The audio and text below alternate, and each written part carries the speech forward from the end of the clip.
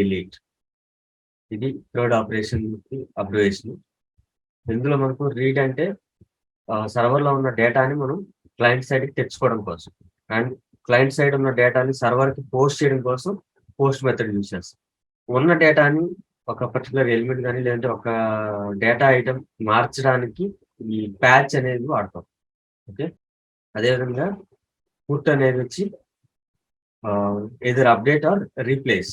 మనకు పుట్ అనేది ప్యాచ్ లాగే మనం అప్డేట్కి వాడచ్చు అండ్ రీప్లేస్మెంట్కి వాడచ్చు. ఓకేనా, ఒకసారి ఈ డాక్యుమెంటేషన్ ఒకసారి చదవండి డీటెయిల్గా, ఒకసారి మీకు గుర్తుంటుంది ఎందుకు ఏంటి అనేది. ఓకేనా, నేను బ్రీఫ్గా చెప్పాను. మనకు సర్వర్లో ఉన్న డేటాని తెచ్చుకోవడం కోసం గెట్ మెథడ్ మనకు పేరులోనే ఉంటుంది. Get is always to get the data, post is always to post the data, అంటే మనం పంపించడం కోసం, అండ్ ప్యాచ్ అతికించడం లాంటిది. ఓకే, ఉన్నదాన్ని మనం ఇంకేదైనా ఎడిట్ చేయడం లాంటిది. ఓకే, అదేవిధంగా డిలీట్ కంప్లీట్గా అక్కడి నుంచి తీసేయడానికి కోసం. అట్లా ఒక్కొక్క దానికి ఒక్కొక్క పర్పస్ ఉంటుంది. సో దాన్ని ఇక్కడ మనం ఇంప్లిమెంట్ చేస్తుంటాం, డిఫరెంట్ టైప్స్ ఆఫ్ మెథడ్స్ లో ఇంప్లిమెంట్ చేస్తుంటాం. ఇక్కడ మనకు గెట్ పోస్ట్ రెండు మెథడ్స్ అనుకుంటే, గెట్ కోసం ఒక యూఆర్ఎల్ అంటే మనం ఏ రౌటింగ్ కి ఈ గెట్ చేయాలి డేటాని అనే దానికోసం దీనిలో యూజ్ చేస్తుంది. ఓకే, పోస్ట్ అనేది డేటాని పోస్ట్ చేయడం కోసం, అంటే క్లయింట్ సైడ్ నుంచి మనం ఏదైనా డేటా పోస్ట్ చేస్తే దాన్ని సర్వర్ సైడ్ ఎలా రిసీవ్ చేసుకోవాలనేది చెప్పాను లాస్ట్ వీక్. దీనిలో మనం బాడీలో ఉన్న కంటెంట్ ని మనం ఎలా తెలుసుకోవచ్చు అంటే, బాడీ పార్సర్ అని చెప్పి ఒక లైబ్రరీ ఉంటుంది. ఇది ఇన్బిల్ట్ లైబ్రరీ ఇన్ Node.js. దాన్ని యూజ్ చేసి ఉన్న డేటాని JSON ఫార్మాట్ లో తెచ్చుకుంటున్నాం. ఓకే, అండ్ దాన్ని ఒకవేళ యూఆర్ఎల్స్ లాంటి కంటెంట్ ఉంటే వాటిని ఎన్కోడ్ చేస్తుంది. అది ఇలా డిస్ప్లే అవుతుంది. డిస్ప్లే కావాలంటే డిస్ప్లే చేయొచ్చు. అదే డేటాని నేను పోస్ట్ చేస్తున్నాను. యాక్చువల్గా అయితే సేమ్ థ్యాంక్ యూ ఈ డేస్ ఇప్పుడే చూస్తాను messages. First data Ashwini get list of methods. Methods కాదు అశ్విని, మెథడ్స్ అంటే మళ్ళీ వీటి పేర్లే మెథడ్స్ అంటాం. గెట్ పోస్ట్ ప్యాచ్ అనేది మెథడ్ నేమ్. ఇక్కడ లిస్ట్ ఆఫ్ మెథడ్స్ కాదు, డేటా తెచ్చుకోవడం కోసం. సెండింగ్ మెసేజ్ కాదు డేటా.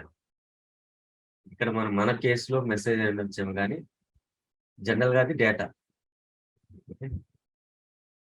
ఇక్కడ పోస్ట్ మెథడ్ ద్వారా డేటా ఎలా పంపించాలి అంటే ఆ యూఆర్ఎల్, ఇక్కడ మెథడ్స్ డిఫరెంట్ మెథడ్స్ ఉంటాయి కదా, అందులో మనం get post put patch delete ఇవి మెయిన్ గా యూజ్ చేస్తుంది. ఫ్రీక్వెంట్ గా యూజ్ చేసే methods in REST API. Post చేసినప్పుడు ఇక్కడ ఉన్న డేటాని యాజ్ ఇట్ ఈస్ అక్కడికి పోస్ట్ చేస్తున్నాము. అట్ ది సేమ్ టైం మనం తిరిగి అదే డేటాని క్లయింట్ సైడ్ కి పంపిస్తున్నాం. నేను రీసెంట్ గా ఈ స్టేట్మెంట్ రాశాను కదా, console.log_request.body అని. ఒకవేళ మనకు ఈ పారామీటర్స్ అనేది యూజ్ చేయకపోతే ఆ డేటా రాదు. అది డిఫరెంట్ ఫార్మాట్ లో ఉంటుంది. మనకు విజిబుల్ ఫార్మాట్ లో ఉండదు. దానికోసం ఇట్లా నేను అది తీసేస్తే నాకు ఎంటీ డేటా వస్తుంది కదా, ఇక్కడ వస్తుంది. ఇక్కడ మనం బాడీని మనం ప్రింట్ చేస్తున్నాము, ఇక్కడ స్ప్రెడ్ చేస్తున్నాము. అంతకుముందు అయితే అసలు ఏం రెస్పాన్స్ వచ్చేది కాదు. ఇప్పుడు నేను ఇక్కడ ఆబ్జెక్ట్ ఫార్మాట్ లో పెట్టి తర్వాత నేను ఇక్కడ ఈచ్ ఐటమ్ ని స్ప్రెడ్ చేస్తున్నాను. దేనికోసం అంటే అక్కడ ఉన్న డేటాని నేను ఐడి పంపించలేదు, ఆటో జనరేటెడ్ ఐడి కావాలి. సో దానికోసం ఏంటంటే ఏదైనా డేటా పంపిస్తే అది వర్చువల్ గా డేటాబేస్ లో సేవ్ అయ్యి దానికి ఒక ఐడి జనరేట్ అవుతుంది, యూనిక్ ఐడి. దాన్ని మనం రిటర్న్ పంపిస్తున్నాం. అది మనం వర్చువల్ గా చేయడం కోసం ఇక్కడ నంబర్ యాడ్ చేస్తాం.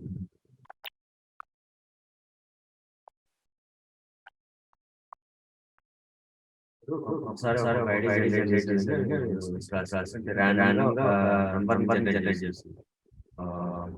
1 to 100 మధ్యలో. ఇట్లాగా మనం ఈ ఐడిని జనరేట్ చేసి పంపిస్తున్నాం.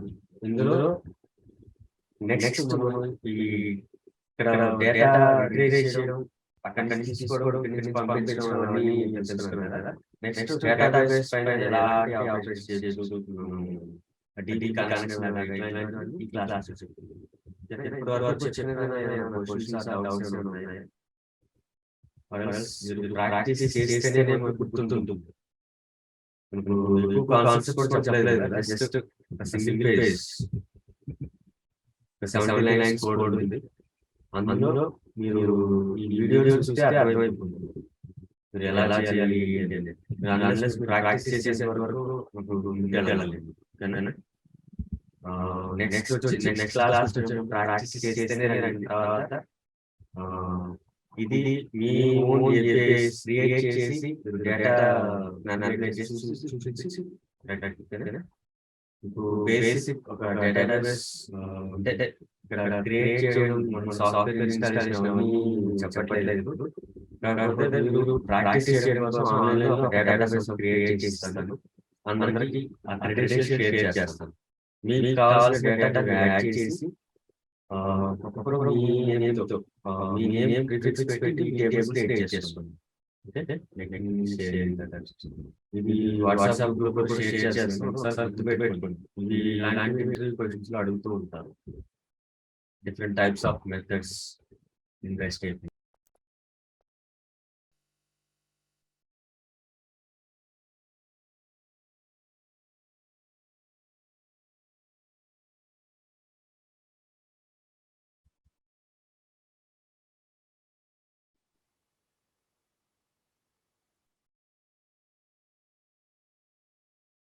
కాపీ పేస్ట్ చేయడానికి ఈజీగా ఉంటుంది. నేను డిఫరెంట్ మెసేజ్ గా పంపిస్తాను. ఓకే, ఇది పాస్వర్డ్ కొంచెం కాంప్లెక్స్ గానే ఉంటుంది.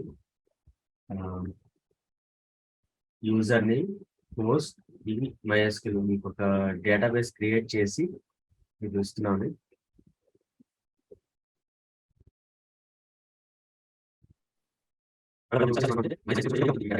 MySQL ఇన్స్టాల్ ఫర్ విండోస్ అంటే మీకు డౌన్లోడ్ అవుతుంది. అండ్ ఈవెన్ లాగిన్ అవ్వాలన్నా MySQL వర్క్ బెంచ్ అని కానీ SQL యోగ్ అని కానీ ఇట్లాంటి సాఫ్ట్వేర్స్ యూజ్ చేసి మనం కనెక్ట్ అవ్వాల్సి ఉంటుంది ఏదైనా ఒక క్లయింట్ ద్వారా.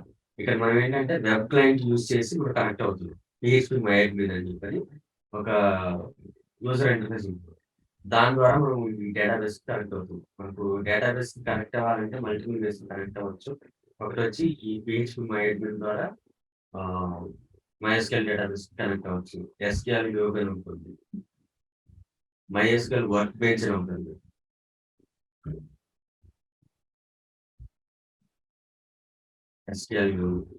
MySQL వర్క్ బెంచ్ తర్వాత PHP MyAdmin ఏంటంటే ఇది